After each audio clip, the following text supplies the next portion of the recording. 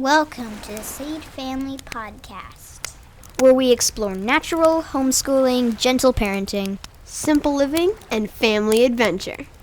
I'm Rachel Rainbolt, the Sage Parenting Coach, coming to you from the Pacific Northwest, where I live wild and free in connection with my 3 wildlings and the Papa Bear and our fixer-upper on the beach.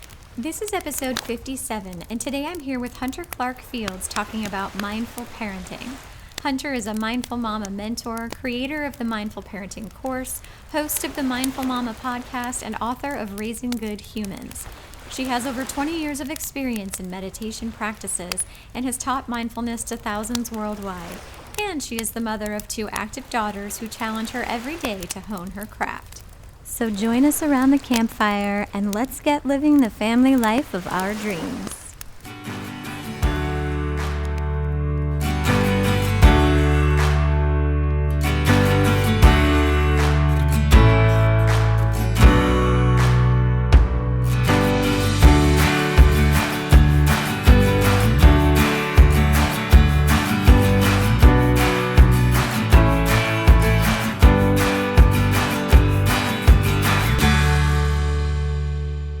Special thank you to the How to Love podcast and Stephanie Dolchow for aligning your money with your values and joining the Sage Family Patreon community, where on the first of every month I do a video Q&A, which is like mini coaching, exclusively for Patreon supporters. And you all are welcome to join in the party by becoming Patreon supporters at patreon.com/Sage Family. We love the snow, and we got a full-blown snowstorm here in the Pacific Northwest that gave us 2 glorious days of sledding and snow play. So that is our adventure of the week. At one point, our mailman had my kids sledding down the street delivering mail to our neighbors at the bottom of the hill, and we met up with friends who built tracks and jumps down streets and driveways. And at the end of each day, I got to soak in the hot tub, looking out over the snow and the sound while my kids built an igloo and played together in the yard. I was born in San Diego, but always felt called to the seasons. Snow especially. My whole life, people told me I was crazy, that I lived in paradise, and that I actually hated snow, and I just didn't yet understand that since I'd never lived in it. When it was time to apply for colleges, I had one criteria: snow. We visited the little mountain town of Flagstaff to explore NAU, and it was love at first snowy sight. Again, all the well-intentioned gaslighters assured me with a condescending confidence that they knew me better than I knew myself, and I would hate it. I loved it. I loved all of it. I loved every pine tree and snowflake and wool sock of the 5 years I lived there. When your intuition calls, listen. Even when all the people around you call you crazy, honor your deep knowing of yourself and your path. Whether it was gentle parenting, natural homeschooling, simple living, or a million other times in my life when I've been presented with the opportunity to trust myself, I've never regretted it. Honor your inner wisdom. Listen for her voice. My little obsession right now is the launch of the new Sage Money class, which includes our personal 5-year journey from a net worth of negative $650,000 to positive 7 figures. I lay out a path to simple financial wellness that can bring you out of financial stress and into financial freedom. Money has been one of the most impactful places where I have honored my intuitive and learned knowledge in the face of significant mainstream resistance, and as always, it has paid off. But this class isn't about getting more. It's about simplifying your finances and getting the peace, clarity, and confidence to live a truly values-based life. I know that some of you may feel resistance come up when I even say the word money. You're here for gentle parenting and natural homeschooling. But what is it that I always say to you in those conversations? This isn't about parenting, any particular parenting or homeschooling technique. It's about a way of being and living. And realistically, money can be a key that unlocks higher levels of lifestyle designed to support all of that. So, I'll help you edit your money story, get free of debt, spend consciously, set up the right accounts, invest simply and wisely, become financially independent, and raise money savvy kids. And right now, the class includes 2 bonuses, an estate planning chapter and Google Sheets that are fully customizable and do all the math for you. So head on over to sagefamily.com/sage-money and bring the minimalism and intentionality that you have brought to the rest of your world into your finances. If you want to see photos and videos of our snow play or our intentional lifestyle design, then head on over to sage.family on Instagram and follow along.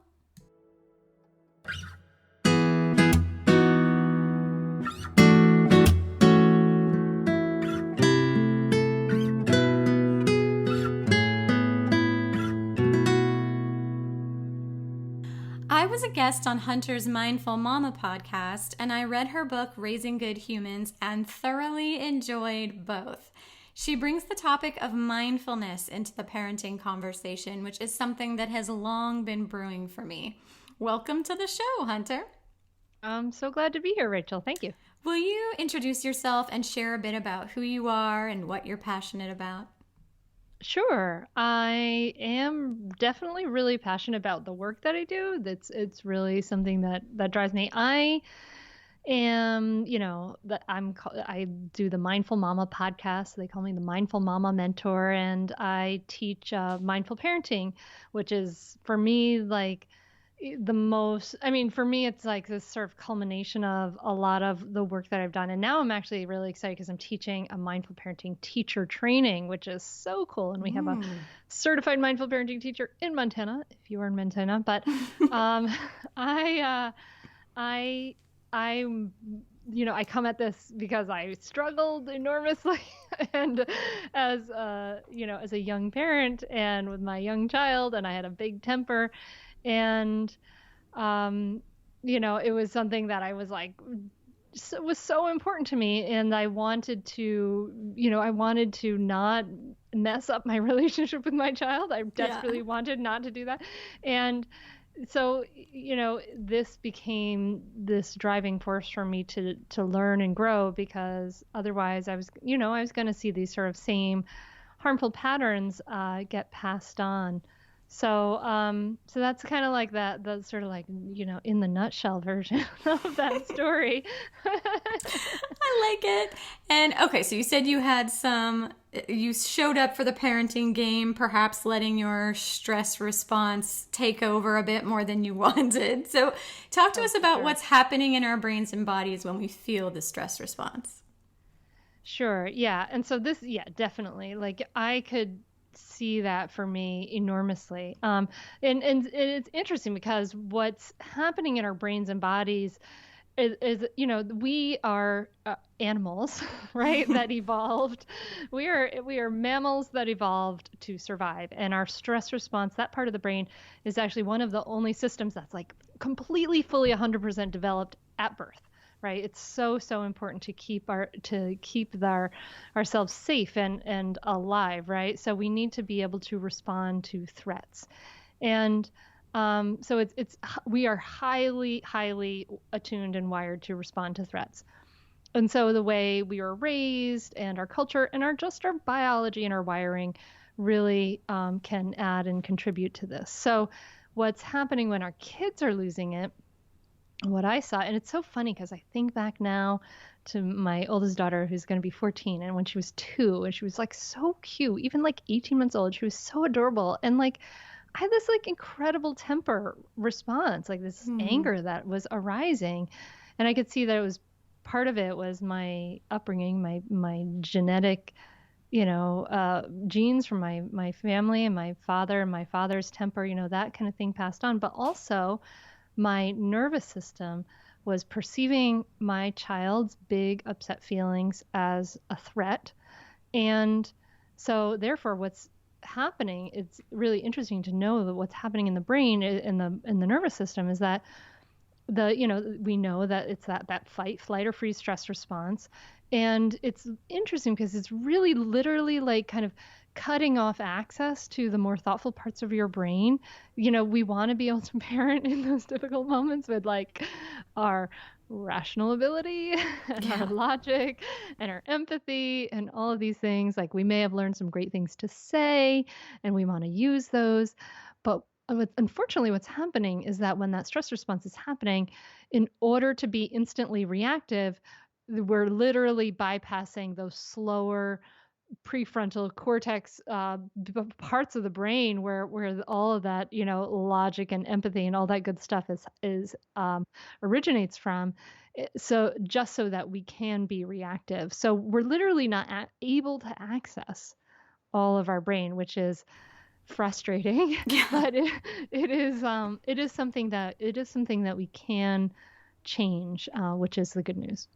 Yeah, so when we feel threatened, the fight, flight, freeze part of our brain, that lower part of our brain, the caveman part of our brain that evolved to keep us alive, sort of takes over, and we lose access to that higher thinking part of our brain.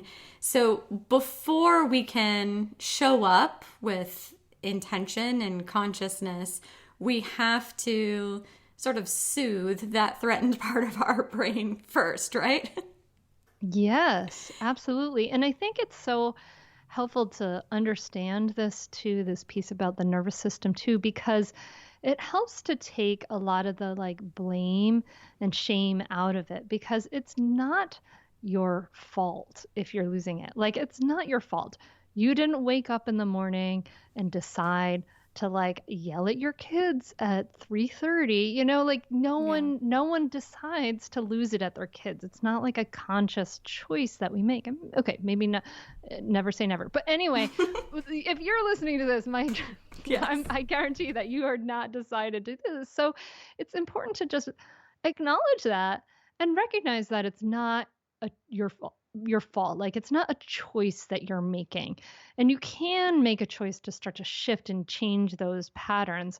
But this is just our biology. This is just the way we are wired. So the whole blaming and shaming and, blaming our like willpower, whatever that is fruitless. It's not helpful. Instead we can get on with the process of like learning how to soothe, as you talked about. Yeah, and like we kind of talked about like what's happening in the brain, and when that part of your brain takes over, like you feel a lot of the symptoms in your body, like your heart rate goes up, your breathing gets quicker, start to feel a lot of tension in your muscles, right? Did you feel that kind of stuff when your stress response was triggered?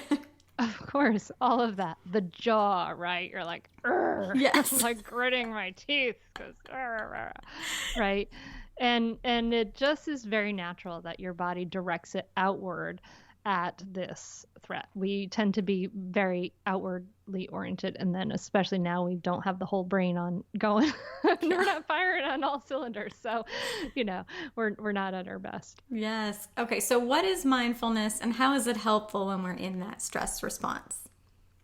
Well, mindfulness is it's actually really kind of like an attitude and a practice and a state of mind, but it's about bringing it's a process of bringing our attention into the present moment with an attitude of kindness and curiosity. And so what's that? And it's really about mindfulness helps us to develop our awareness of what's really happening in the present moment. So in some of those moments, we're completely unaware, like we're in the storytelling mind, we're really other focused, and really what mindfulness helps us to do is a bunch of things, but it helps us to put our attention where we want to put our attention. It kind of puts us a little bit more in control of our attention. So let me just explain how this happens, right? So we practice mindfulness, the gold standard for practice. There's many ways to practice, but the gold standard for practice is a mindfulness meditation. And what's happening in that mindfulness meditation is that we're sitting, generally kind of sitting still for a few minutes every day, And what we're doing is we're building a muscle of non-reactivity. We're building a muscle of being able to come into the present moment and not just be pushed and pulled and react to everything that's there. It's not like we tend to think, like we see these pictures of people on like beaches or mountain tops with their fingers making this funny shape, and like we tend to think that like like fairy dust is like just surrounding them and they're in Like the it's magical. only for Buddhist monks. It's like they're in a space of bliss, and it couldn't be further from the truth, because what happens is when you sit, all your usual stuff comes up. Like you get distracted by thoughts of what you're going to do later. Sometimes anxieties come up, all kinds of different things come up, and you practice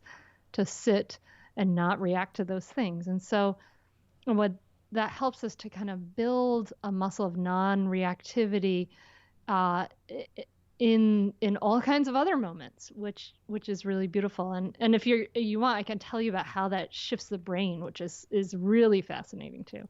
Yeah, well, and talk to me about, like, maybe you could walk me through an example. Like, say you're standing there and your 2-year-old is in the midst of really big feelings, like you said earlier.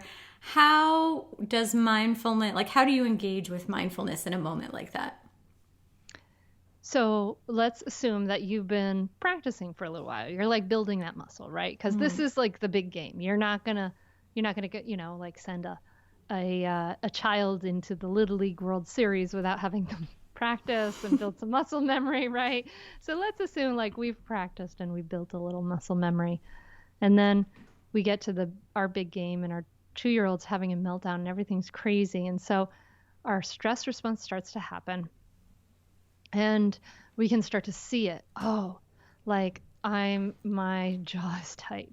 My heart's racing. Oh, they're melting down. Oh, look what's happening for me. Like my heart is racing. We can start to see this happening in our body. And so as we start to because we built this muscle, we can start to become aware of this happening in our body. And when we're aware of it, when we're not just like being driven by it, but when we're aware of it, we then have a choice. Oh, okay, my stress response is happening. I need to do something to take care of my stress response. So we can start to take steps to calm down that stress response. Using kind of, we can talk about those tools, to soothe that stress response. But what's really happening is that if we're practicing to be non-reactive, we're practicing to say, oh, this is what's happening. I feel my heart beating. I see my child freaking out. Okay, I'm breathing in, I'm breathing out, I'm watching this, and I'm practicing to not do really anything at all, because we know that there's not really much to do for a 2-year-old temper tantrum, but we're just practicing to be present with kindness and curiosity with ourselves and with our child. And that is an enormous gift to our child and to ourselves, because it shows our child that we accept them for who they are, difficult feelings and all, and for ourselves, when we can get to that point where we can sit, and even though it's difficult, even though it sucks, we can breathe in and out, and we put our hands on the floor, we put our body on the floor, we ground ourselves, and when we can do that, it's this triumph, right? Because we're not being pushed and pulled so much by that nervous system, and instead we're making a choice to be there. And even though it may be uncomfortable, we're showing ourselves that we can be there. We can do this difficult thing, and it's this huge gift. Yes. Okay. Holding a beginner's mind brings an open-minded curiosity to everyday moments. Walk us through an example of how we can hold a beginner's mind. So beginner's mind is this idea of always of practicing to bring ourselves, as if we were a beginner to all kinds of situations. It's this idea of fresh looking, like looking at things in a fresh way. And what we tend to do as parents is to kind of take mental shortcuts. We tend to be on autopilot. We tend to be busy. And the mental shortcuts we tend to take, some of them are like labeling not really not seeing the moment, like not really being present. We're kind of going on to the next thing. We kind of just like live in our stories. Like the stories are just like, if your child is upset, it's like, oh, she's dramatic. And like throughout the whole day, we're just sort of living out all these stories about ourselves, about the world around us, about the people in our world. Yes, exactly. Yeah, this is the dramatic emotional child. And so when we take that story, we've applied this story to our child as this label, then we stop being curious, right? As soon as like we're in this place of like I've decided, I've in a place of judgment, right, where I've decided that this is who you are and this is what this is, we stop to really look, because judgment is kind of on the opposite end of the spectrum from curiosity, and curiosity is that essential component of mindfulness, right? And it's this idea of like, well, actually, what if I was in a place of, who are you right now? Because the truth is that the only constant thing in life is change. Our kids are constantly changing in every moment. They're growing so incredibly fast. It's before our eyes. They're changing every day. Who are you right now? Can I be curious about who you are? Can I be curious about what your needs are, what your thoughts are? Can I bring this sense of wonder and freshness? And sometimes it can be helpful even to think about like, boy, if I were like an alien beamed down into my body and I was looking at this crazy family situation afresh, what would I be seeing? And that can be really a helpful practice to bring ourselves into beginner's mind. And it really just helps us to be more present, to really see, instead of seeing only our stories or having our stories really prevent us from a real awareness and seeing. It's about helping ourselves to cut through that.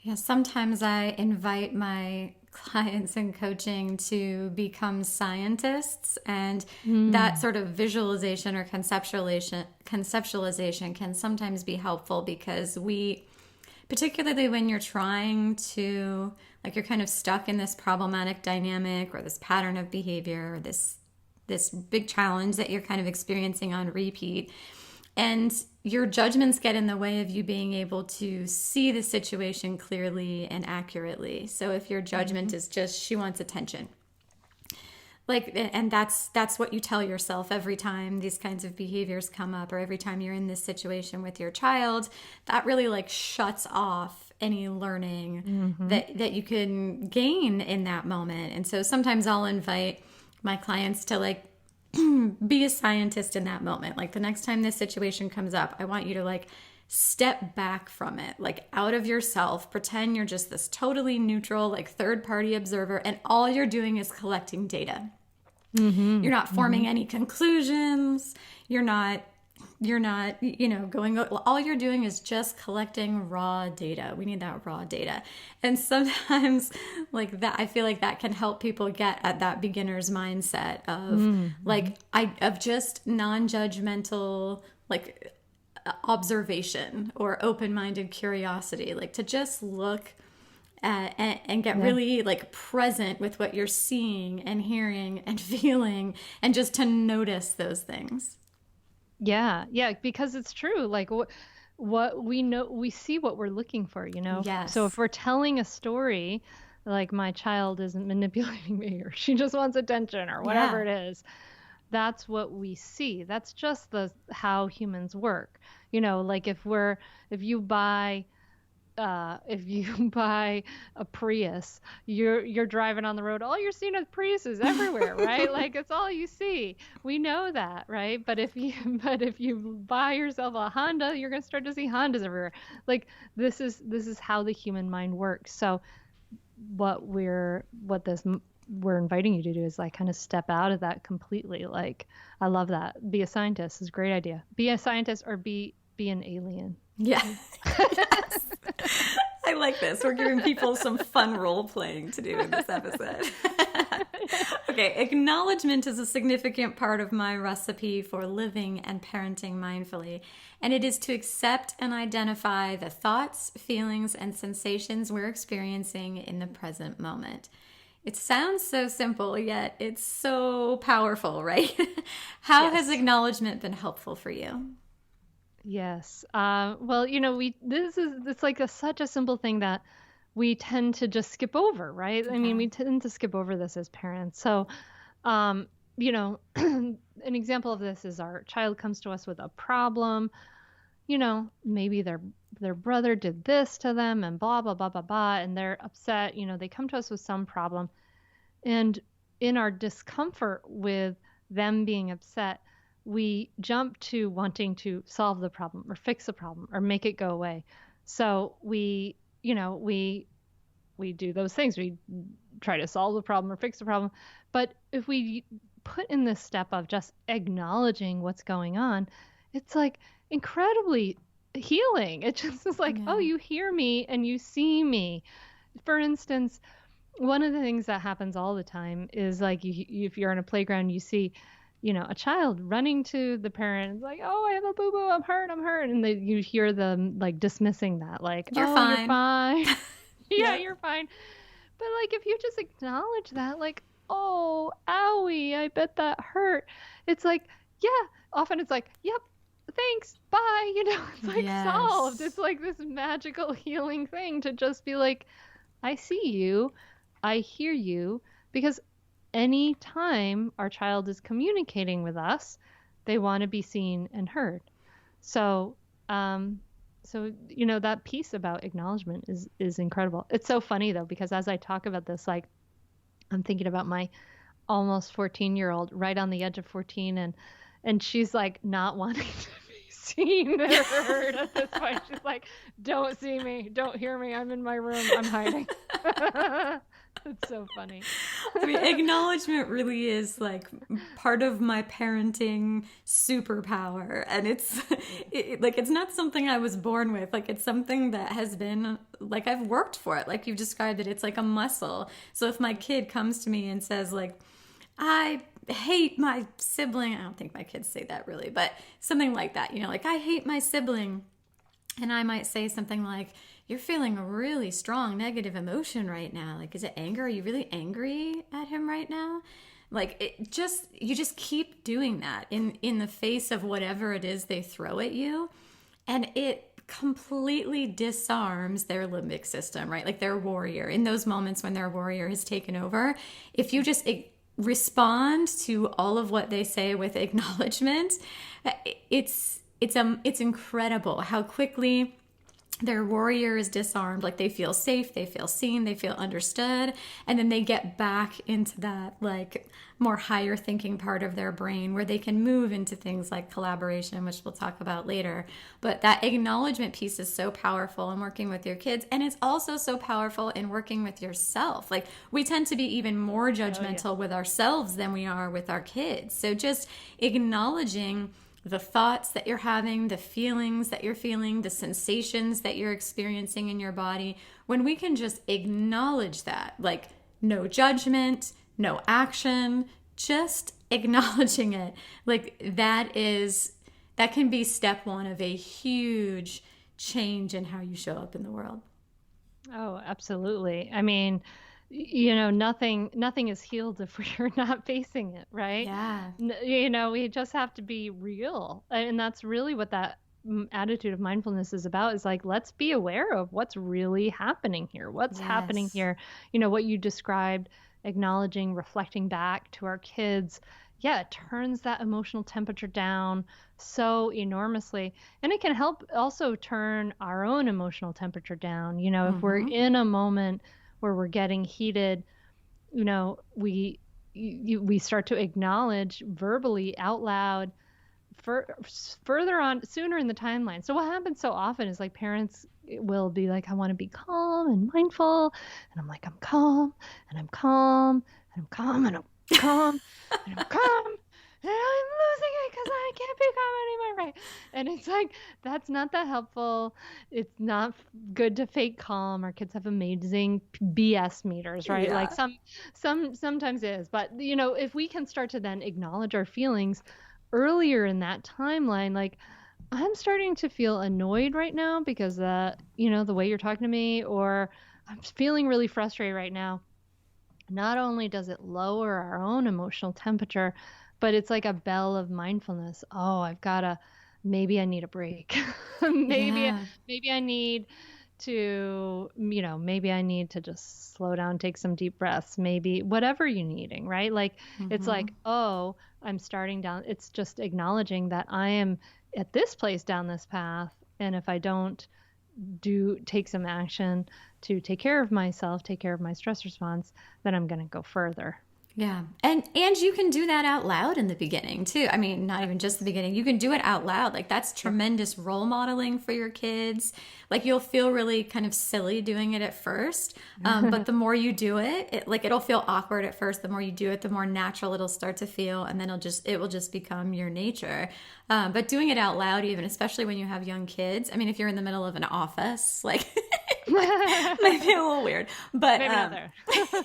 like when I'm with my kids, I am often doing this out loud, and it helps them because they might not have, depending on their age, the emotional intelligence yet to be able to look for those subtle cues in you. So when you can do it out loud, it helps them, but also it's tremendous role modeling, because then you sort of build that framework in their minds of like, this is what we do. Like, when we start to feel our temperature rise, as you say, like that emotional temperature rise, like we can like become aware of of our thoughts and our feelings and our sensations. It's just a really powerful practice. And if you do it out loud, it kind of invites your kids into the scene with you. Absolutely. It's emotional intelligence training right there. Yeah. All right, let's talk about kindness and empathy. So I'm going to read a quote from your book. Force and manipulation are not the same as authority, and fear is not the same as respect. We forget that if we use force, manipulation, and fear with our children, they will learn to use these tactics with others. Instead, if we want them to value kindness, we must practice kindness, even while we hold limits. I loved that quote. Why do you prefer empathy as the parenting superpower? Well, kindness and empathy, we are going to have to hold limits. We're going to have to hold plenty of limits, right? And we can do them kindly, right? We can do them with empathy. And what we're talking about here is that modeling, right? We want our kids, we want to have strong relationships with our kids. Our relationship with our child is a relationship with another human being, just like our relationship with our spouse or partner is a relationship. And it takes work and effort in a lot of ways, just like a relationship, like a marriage does. And so when we're leading with kindness, when we're leading with acknowledgement, I see you, I hear you, when we're leading with empathy, I'm listening, I'm present, I'm here for your big feelings. Those are things that our kids absorb. It's healing, it's connecting. It really adds a lot of deposits in that relationship bank account, but it is also modeling. We all know the like cliche of the like parent who's like, stop yelling at me, quiet, like that. Yes. just doesn't work, because our kids have amazing BS meters, and they're gonna who you are. We have to live what we want our kids to learn. So if we want them to be kind and empathetic with us, we have to lead with that. And sometimes that's so hard. When you have a child who may be angry at you because you're holding a limit, and they're upset and they're defensive and they're like got an attitude and calling you, whatever, it's hard to not mirror that behavior, right? Like, that's what human beings tend to do. It's really, we tend to give congruent behavior, right? Like that same kind of behavior.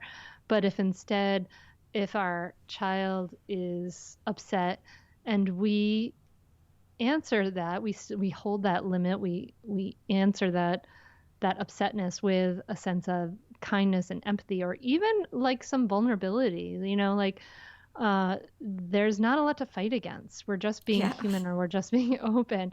For instance, when my teenager talks to me in kind of a snarky teenagery way, I say, wow, when you talk to me like that, like it hurts my feelings. I don't like that. It's hard for me to hang with you when you talk to me like that. Like there's nothing for her to argue with. Yep. She's, if you have the image of like two fists meeting, like that's not going to work. You're just in conflict. But it's kind of like a jujitsu move, I guess. Like one fist is coming and the other fist is like, I'm just like opening myself up. There's nothing to fight about then. And the whole thing melts away. So it really is about modeling that, and about just like, creating that sense of like you always being kind of a safe place too. Yes, yes. And when we're thinking about the bigger picture, like in the last episode, I was talking to Iris Chen about untigering, and a lot of that conversation centered around sort of dismantling systems of oppression, like starting within the family. And if you are parenting from a place where like the people with the most power act upon the people with less power against their will, like oppressing them through force, I mean, that gets reverberated out into the larger system, right? And when those people, if you're a kid and you were disempowered and overpowered as a child, then when you grow into adulthood, you have that template in mind that that's how relationships work. This is how we relate to another person. But then also you have this sense of like, now it's your turn. Now you get to reclaim your power.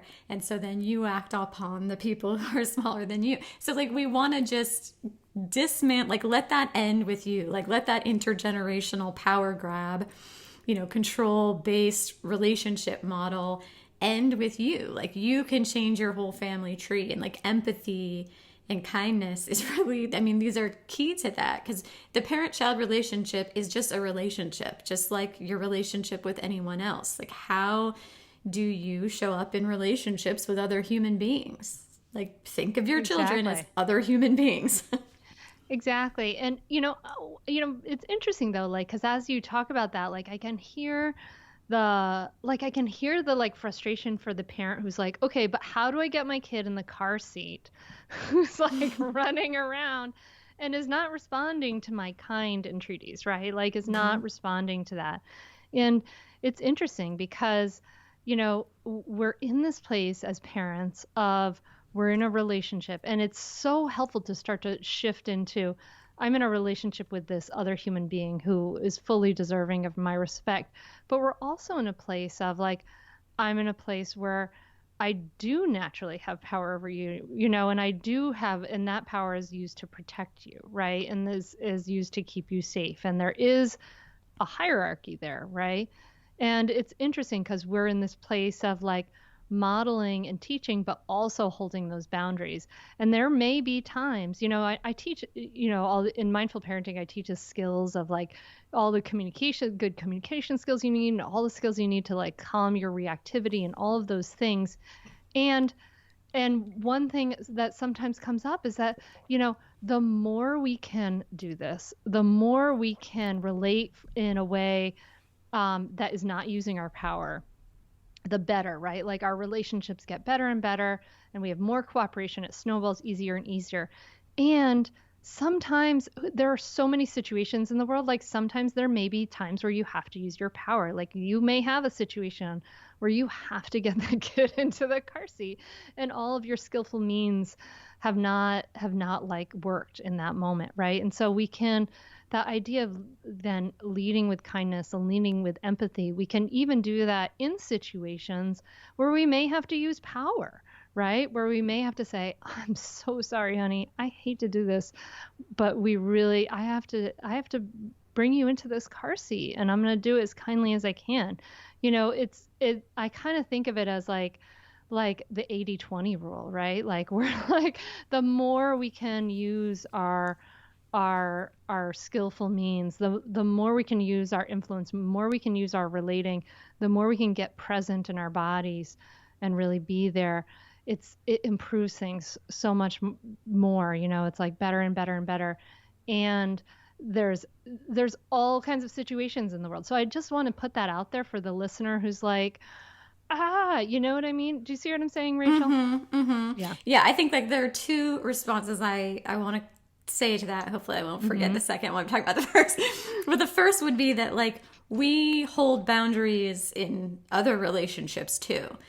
So like if you had, like you talked about the alien, like imagine your child is a foreign exchange student who like doesn't understand the customs here, doesn't, and you have to help them safely navigate this country.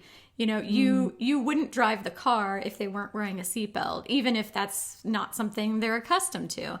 Like we have to hold boundaries with people, with our partners, with, people on the phone, whatever. Like we hold boundaries often. So I think that holding boundaries and being in your power, like you can be in your power without overpowering other people as like the culture of your relationship. So I think like the holding boundaries and centering kindness and empathy, those are not like mutually exclusive.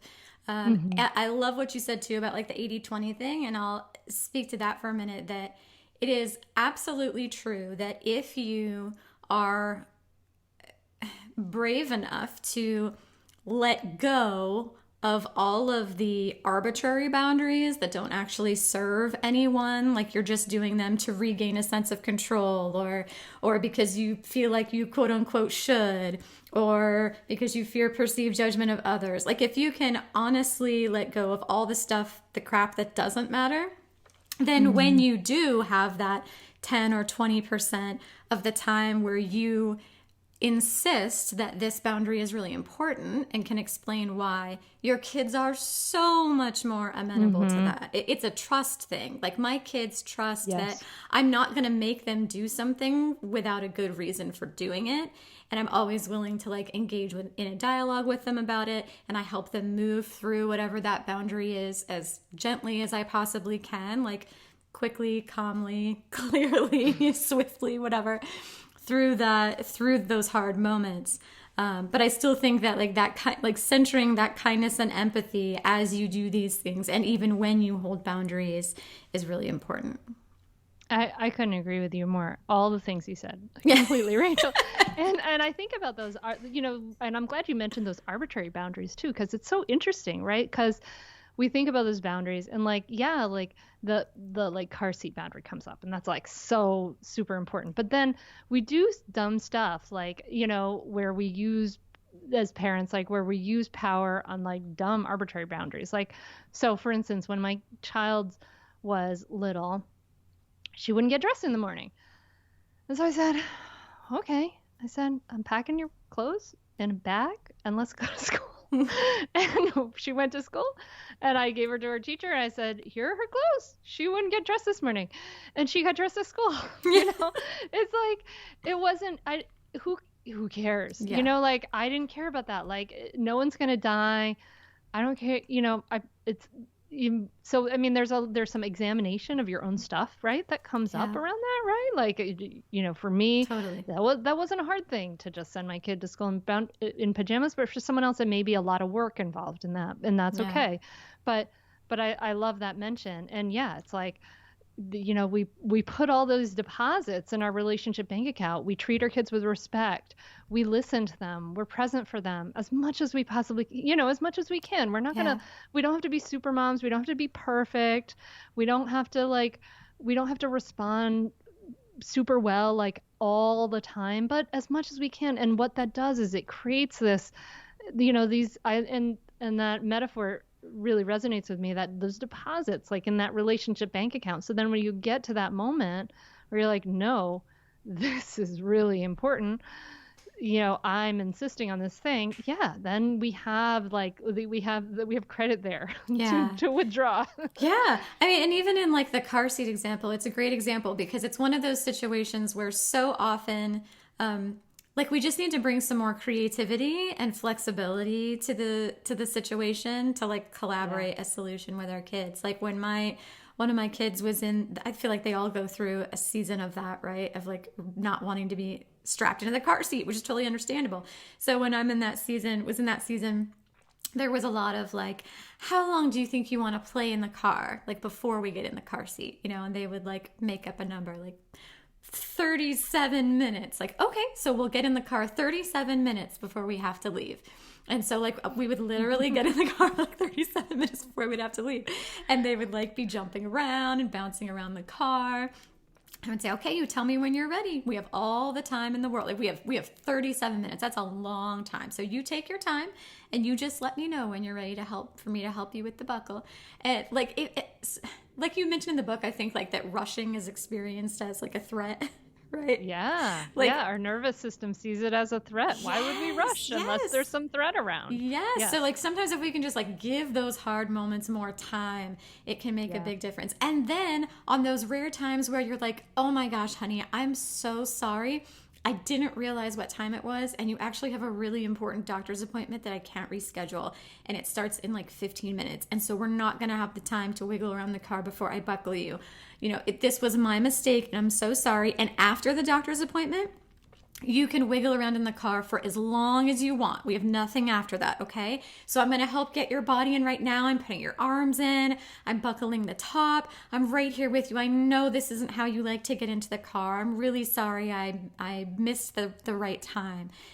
So we're still being kind. We're still being empathetic. We're owning the part of it that's ours. And we're just creatively trying to trying to think of a way of helping them meet that fundamental need of having control over their own bodies in this car by saying like, we'll move through our routine right after the appointment. Yeah. And I think that's a great argument for one of the pieces I talk about in the last part of Raising Good Humans, which is simplifying. And I know this is a big thing for you, Rachel, yes. But this idea of just having simpler schedules, like less clutter, less distraction, and definitely those simpler schedules. I mean, I remember when I would take my daughter to a tumbling class at the YMCA, and I would talk to some moms, and they're like, oh yeah, like in 15 minutes we go to swimming right after this. And I was like, oh my God, like good Lord, like, and the idea of like doing one thing after another, it really does create all that stress and doesn't create any room for that creativity either in your mind or your schedule. Yeah, so many people view so many things in their schedule as like immovable and unquestionable. And in coaching, I am often pushing very hard on that very point. Like literally everything in your schedule is up for debate. Like it is up for moving, changing. I mean, I worked with a family whose child was receiving chemotherapy appointments. Those appointments were movable. Like she sat down, she had a meeting with the care team, and they worked out a schedule that worked better for her family. So like everything is flexible and movable, and it can make a really big difference because for us, rushing feels like a threat too, just like it does for our kids. Yeah. Yes, it adds a lot of stress into our lives. Okay, let's talk about resistance. I'm going to read another quote that I loved from your book. Suppressing our feelings is another unhealthy emotional pattern that previous generations have passed down to us. The story we've been told is, don't have those feelings. They make me uncomfortable. You are wrong for having those feelings. And then we either attempt to block out our feelings or we become flooded by the emotions we've been trying to suppress. So that's the context for how we get to this formula in the book that says pain times resistance equals suffering. I cannot emphasize the importance of understanding this enough. I try very hard to instill in my children a trust in themselves to feel their feelings because the present moment's experience isn't what causes most people's problems. It's the avoidance of those feelings that does. Can you talk more about what that formula means? Sure. And I can't take credit for that formula, and I don't know off the top of my head who did come up with that. So I just want to acknowledge that right there. But yeah, we are inevitably going to have pain in life. Where it's inevitable. We are all of the nature to grow old, get sick, and die. We all have physical and emotional pain in our lives, and that's part of life. But the more we, so that's that pain part, the more we resist that pain, the more we say, I don't want this pain. I don't want this pain. I'm going to avoid this pain. No, no, no, no, no. Then no, no, no, no. And you can even say, like, I invite you, listener, to like kind of close your eyes and imagine yourself saying like, no, no, no, no, no. And you can like feel your face like scrunch up and your body tighten, right? Because that's resistance. That's your body tightening against something, right? Like, and you're tightening against it. And what that creates, the more resistance we have, the more suffering we have. And there's I have a kind of funny example of this, but like, I heard the story once of like this monk that was like meditating in the forest or something, right? And it really, yeah, he was telling the story, and he'd been meditating in the forest for a certain amount of time, and he had a tooth that had gotten bad, right? And he had to remove his tooth. Oof. And so this is like a next level ability to be in the present moment, right? Because he described how he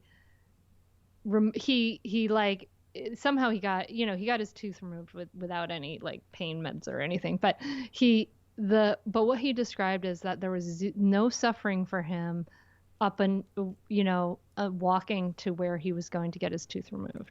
He was in the present moment. There was zero suffering for him. And there was pain that happened, but there wasn't that pain of, I'm anticipating this, I'm waiting for this.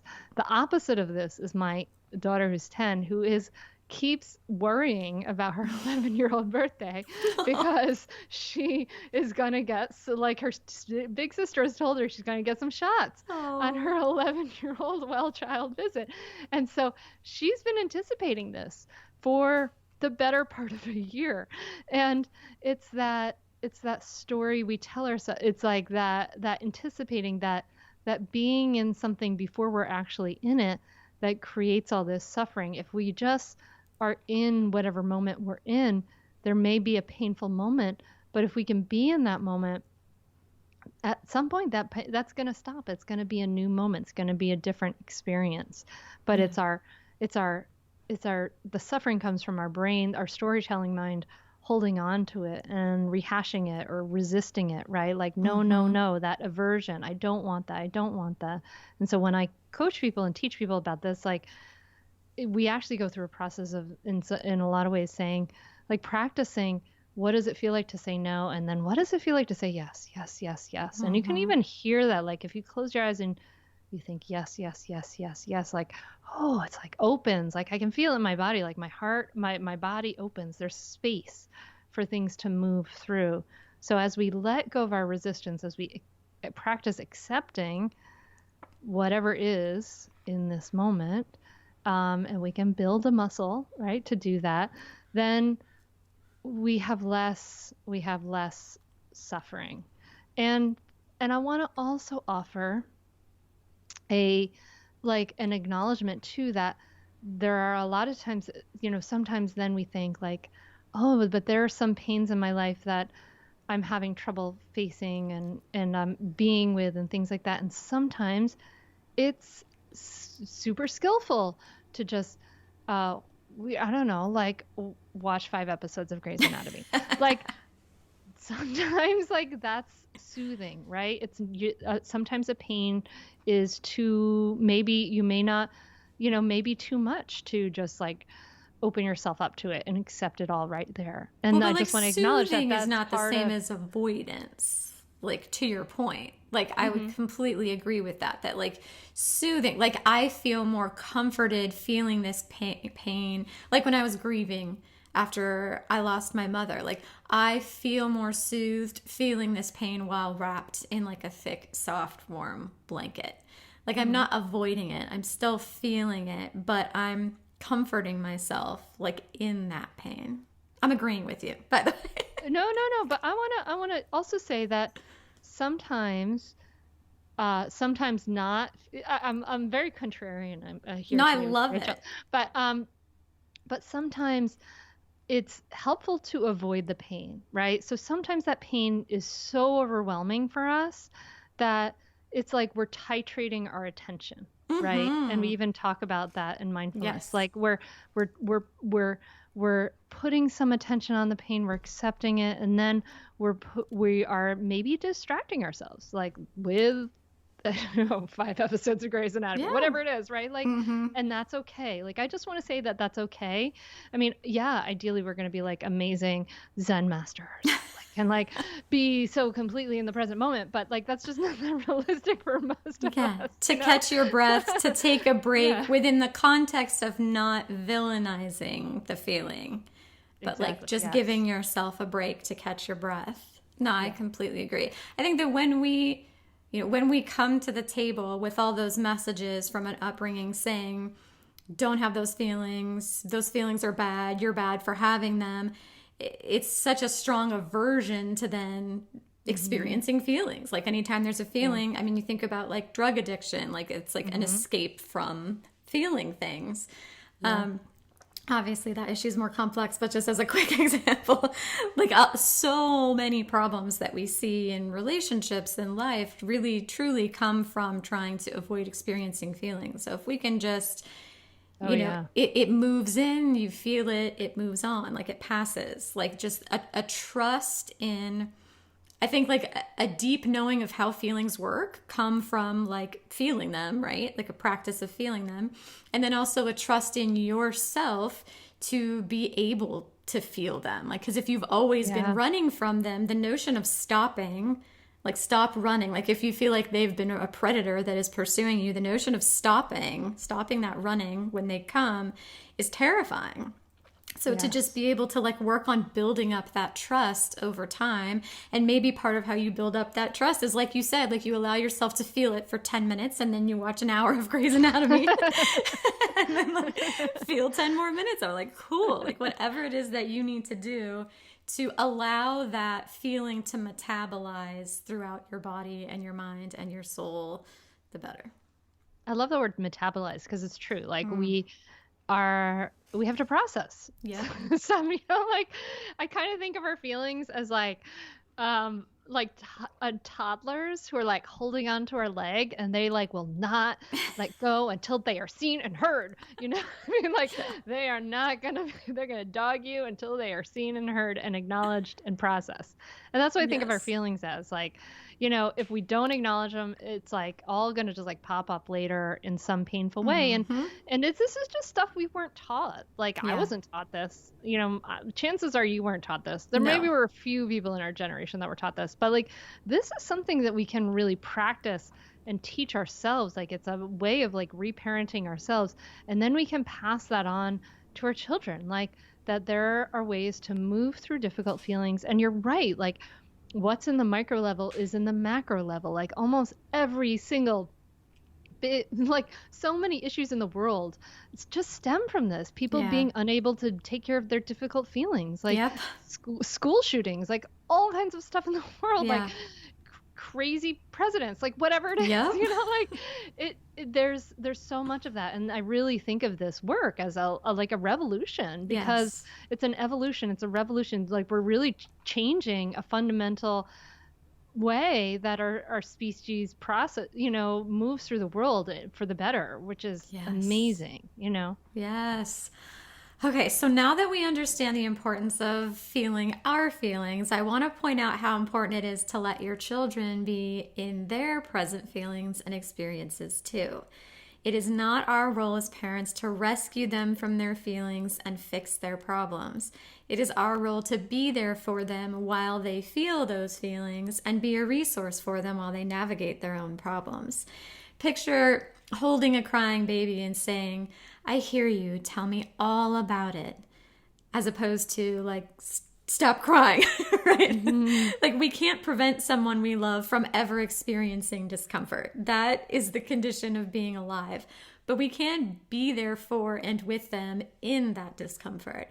And it's often in that connected listening that we uncover the true need anyway that helps them to resolve their own problems. So have you ever found yourself jumping in to fix one of your kids' problems only to discover that that was not what they needed? Oh yeah, absolutely. I mean, for sure. It's funny though, because the first like instance that comes to mind is not with my kids, but thinking about my husband and how he jumps in to fix my Yes. problem. Oh my God, And yes. I had to like have a conversation like yesterday that was like, I don't receive this in the way that you think that I receive this. It's not that helpful to me. Like I literally had this conversation at dinner tonight. I don't even remember what I was talking about, but my husband like jumped into like, oh, here's what you need to do. And I was like, oh, I'm sorry, I wasn't clear. I didn't need you to solve the problem. I just needed some like empathetic listening. Yes, it wasn't an easy conversation, but yeah, I mean, I do that with my kids like too. It's, this is just our nature, right? Like we want to help people, we want to fix things. It's, but why don't you do this? Why don't you do that? Like the unsolicited advice is like, it's like one of the most universal communication barriers there Yes. is. And I like studied them. I looked into all these different communication barriers, and it's so funny because we are so like naturally prone to do this. It was so funny. What was it? Okay, so I went for a walk with my husband yesterday where he offered this unsolicited advice, and then we had this whole conversation about it. And then, which was not like super fun conversation, but then anyway, we we came back and we're walking down the path to my house, and I see my friend's child outside playing in the snow. And what was he do? Oh yeah, he was like, he's like, yeah, I'm making a snowman, blah blah blah, and I'm like, yeah, it's like great snowman snow, it's like really packable. He's like, yeah, he's like, I don't know, and he's just trying to pack it on. I'm like, oh yeah, like you should probably roll it. Just like so funny. I'm like, oh, unsolicited advice right there. Like I'm just offering this for you. He's like, duh. I know, like Yes. I'm sure that's why he's this 8-year-old. I'm like, okay, here's some unsolicited advice, but it's so funny to just watch these things in ourselves. It's like, oh, and I could see it wasn't helpful. Yeah. Like, why am I Yes. telling him how to make a snowman? Ah.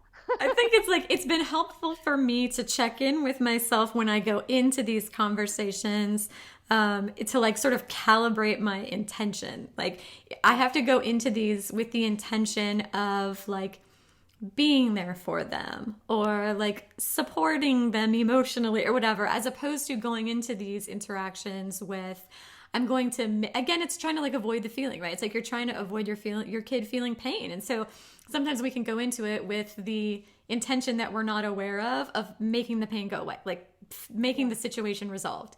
And that's really not what our kids actually need. And it's interesting because it really has to do with our own tolerance Yes.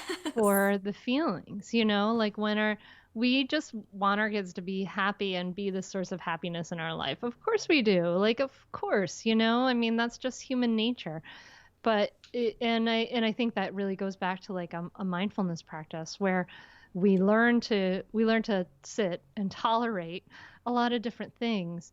And when we can expand that capacity, expand that muscle in ourselves, we can be there more, more fully for our kids, and those are some of the benefits of mindfulness. Like it helps us to, the research has shown it lowers anxiety, lowers depression, increases sense of well-being.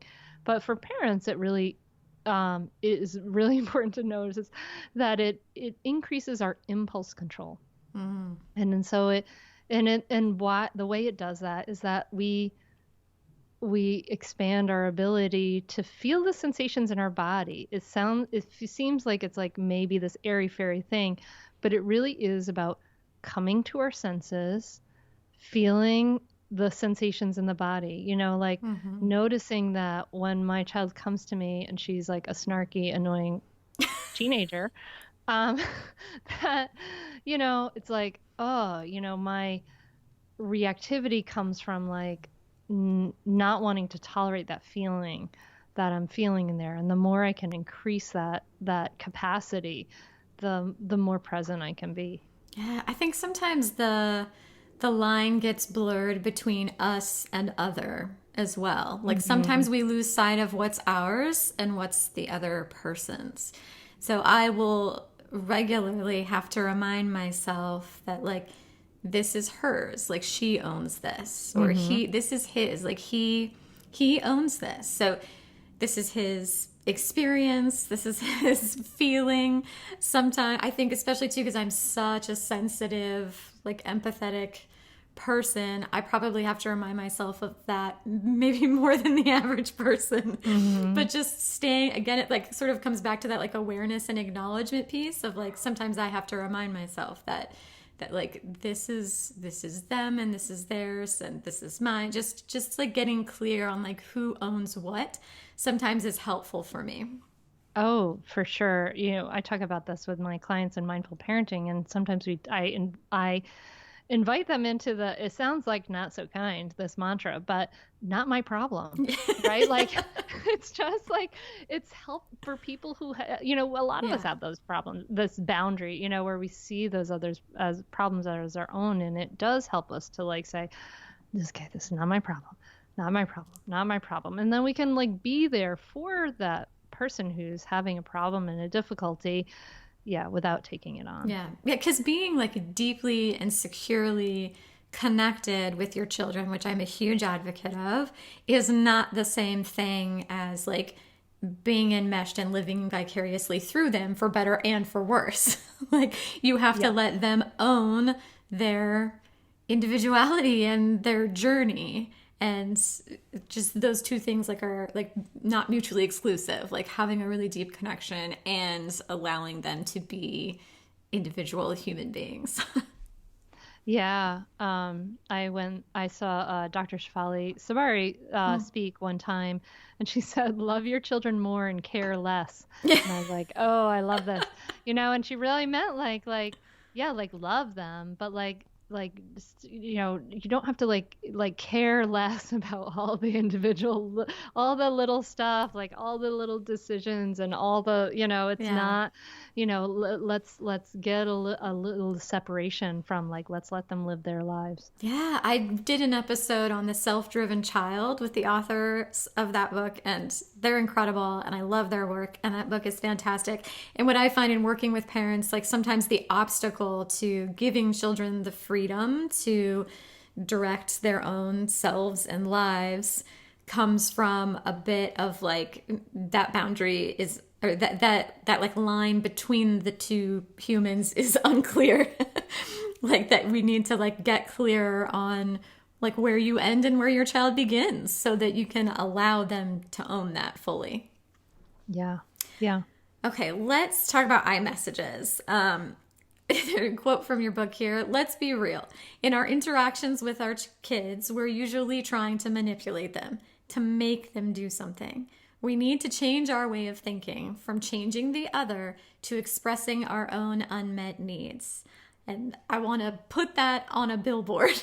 How can iMessages help us make this change? Yeah. I mean, well, it's like, you didn't put away the dishes.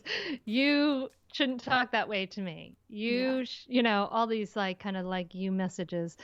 Instead of, what's really the problem is, what we need to think about is our needs. Like when we have a problem with someone else, it's because our own needs aren't being met. So like when my kids leave a mess in the kitchen, I can't use the kitchen.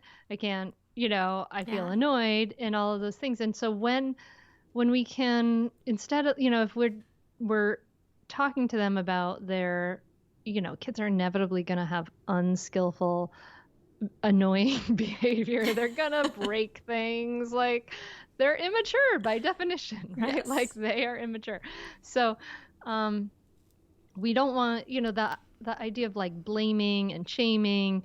That's not that helpful. It just doesn't, it causes all this resistance in our kids, when I say you did this or you're this or blah, blah, blah, like that doesn't exactly, it makes them want to resist our messages. And again, we're like removing that judgment piece, right? And just like showing up as like, you're a human with needs and I'm a human with needs, and like that Venn diagram, like let's find the overlap. Yeah, exactly. Yeah. So if I can express my needs from my point of view, like there's not a lot to argue with, like if, hey, I feel frustrated when there's food all over the kitchen on the counter because I can't use the counter. Um, there's not a lot to argue with. Yes. They might say, well, you clean it up, being kids, or for instance, it's like, I mean, the point is like when we communicate with our kids, we want to communicate in such a way that we're inviting cooperation, right? Like there's that connection is the glue. That connection is what makes them care about us. And we want them to cooperate with us because they intrinsically care about us, right? Not because we're holding that carrot and stick over them to make them do something. Right. Because that causes resentment, and that really causes a lot of disconnection over time. And it's like, to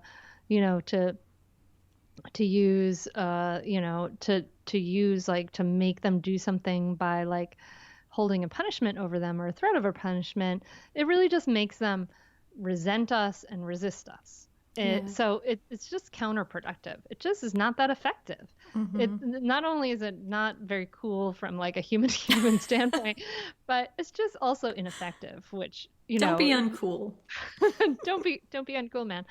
But so, we want to think about what is more effective. So what causes less resistance? And if we can speak from ourselves and our own point of view, it just causes less resistance. Yes. And iMessages are so great because they build on all that like awareness and acknowledgement stuff that we've talked about up to this point in the conversation, right? Because you have to like be aware of your feelings and acknowledge your needs.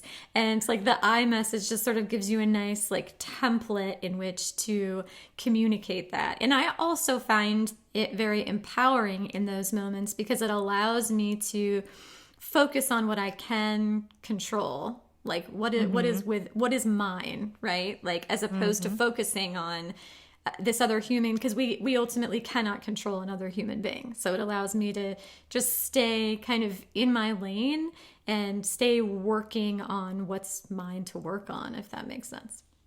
Yeah, I think that makes a lot of sense. And I appreciate you like pointing out that it really goes back to that mindfulness piece, that awareness piece. As in my frustration as a young parent, I like started diving into learning like nonviolent communication and reading all these books and how to talk so kids can listen. I went and got trained as a parent effectiveness training instructor. And I remember being in San Diego in my parent effectiveness training and just being like, but like there's this whole piece that's like comes before any of this stuff, there's this awareness piece that comes before any of this stuff that this is all just built on and assuming. Yeah. And so it really frustrated me. I was like, this needs mindfulness. I completely agree. Okay, let's talk about, I want to talk about collaboration because it's sort of like, it's like a nice natural culmination of all the things we've talked about. In authoritarian parenting, the parent wins, and in permissive parenting, the child wins. But we don't have to play that zero-sum game at all, and we can instead shift our focus to negotiating the conflict of needs. You describe a process called win-win problem solving for this. Can you walk us through it? Sure. Yeah. Those old models, they stink, right? Like we said, don't be uncool, man. Don't be uncool. Like somebody's resentful in both those models, like if your parent, if you probably remember your parent always telling you what to do, like you probably really built up a lot of resentment to that, and it's the same in that permissive model. And really we just want to, like, we can step out of that completely and say, okay, like conflicts are inevitable in human relationships. But what's really going on here is that we have conflicts of needs and we have conflicts of values, but that's a whole other story. But anyway, we have conflicts because our different needs aren't being met. If your kid is not getting themselves dressed in the morning and causing you to be late to your work, like that, you have a need that's not being met, and there's a conflict of needs there, right? So when we can look at problems this way, it's enormously freeing, because then we can say, well, there's lots of different solutions to meet everybody's needs. It's not most of the time we get stuck in just like conflicts of solutions. Like, there's this one solution and that's in conflict with this other solution. But if we can get underneath that layer and say, okay, well, what are we really needing? Then that opens up like a whole bunch of different solutions. Like, for instance, like, I don't know, my my daughter loves animals, really wanted a pet, wanted a companion to take care of, etc.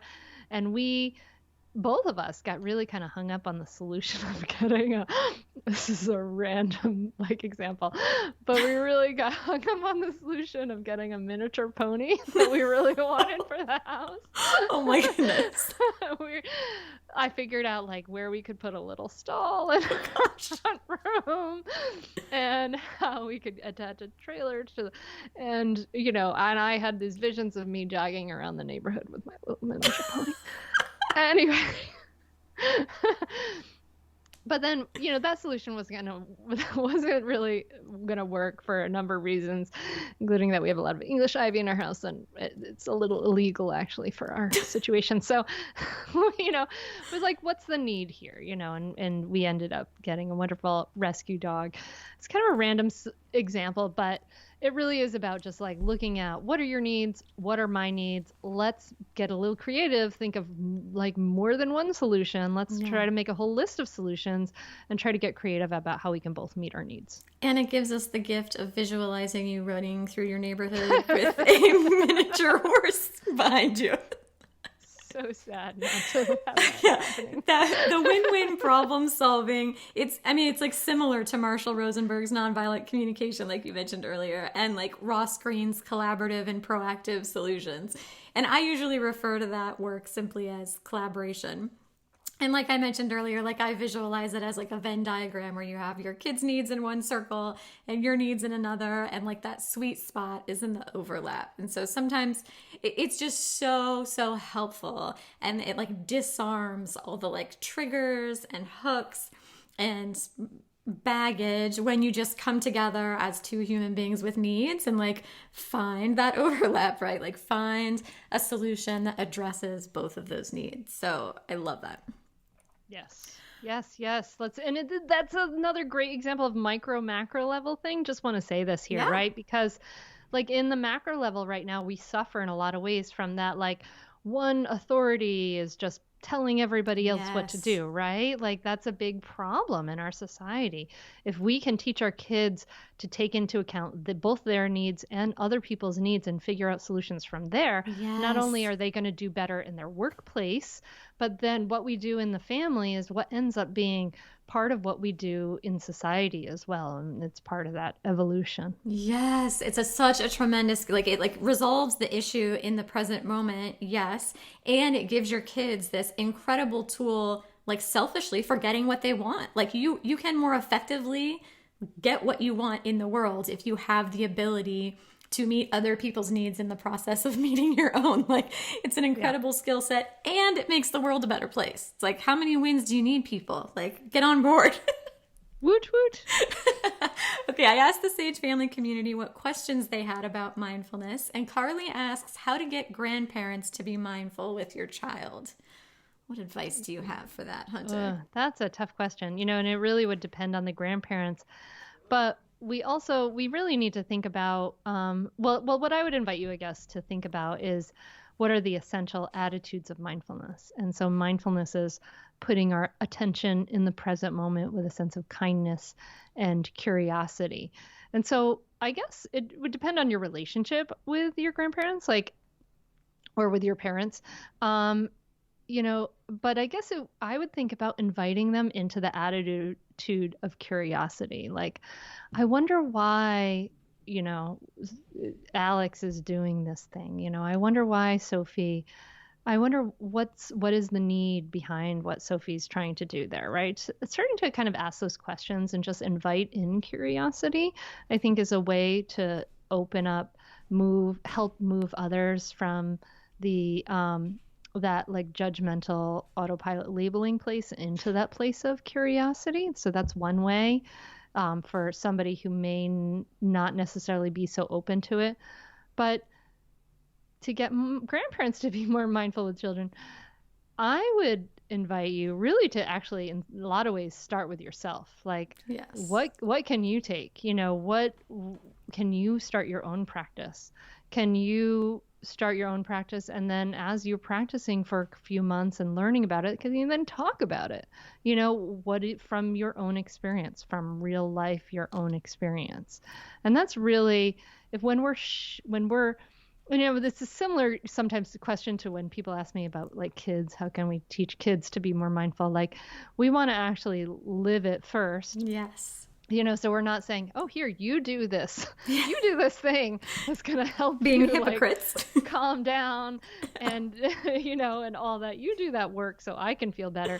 But instead, let us do that work and then share from our own experience and from the heart. And we got to let go of the expectation that we're going to make them do a certain thing, but we can open up a possibility of interest in that. Ooh, I loved that last bit that you said. I will link in the show notes and refer people to 2 earlier episodes of this podcast, one on judgment with Tracy Gillette and one on peaceful partnership with Avital.